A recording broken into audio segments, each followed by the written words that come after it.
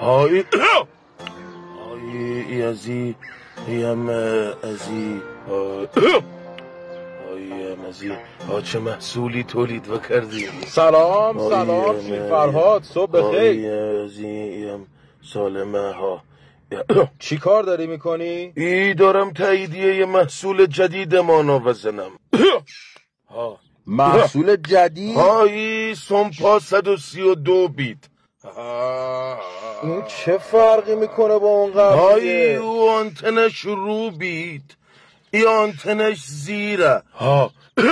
کوری این نبفهمه. چند حالا این سومپا 132؟ هایی حالا گران و شده، ای 500 تومن بیت. 500 تومن؟ هایی گران و شده. خب میرم اسب میخرم، چرا بیام اینو بخرم؟ او اولا که او اسپا بیت، بعدی اسپا وارداتش ببرره ممنوع بیت. اگه بخوای وارد وکنی باید گمورک ودی. ببخشید گمورک چیه؟ پول 10 اسب که در یک اسب گم بشه، به او ووی گولن زجگ گمورک.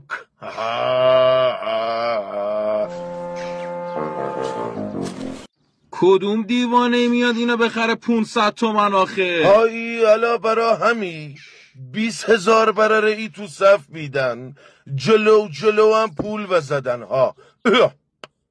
هایی و فرما ای 2 تاشان ببین چقدر خوشحال بیدن. اینا به نامشان در آمده.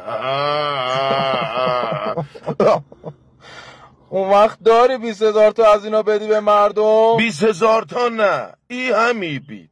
هایی باید کره و کنه، ای کرش کره و کنه تا ای نوبت همه اینها شود. هایی بریم سراغ یک محصول جدید. محصول جدید چیه؟ ای الان خیلی جوان پسند بید، جدیده. هایی ور اوور. ای ازی هایم مال اینجا بید، ایم ازی.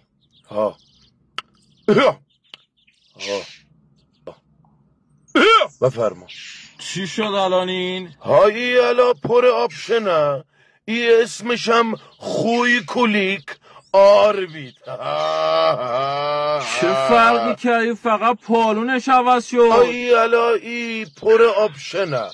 آپشنش کو؟ ای الا اینه. ای از این که ای شم بید. ایم آب بید. چی میشه الان؟ اینا رو با هم قاطی و کنی وشه آپشن.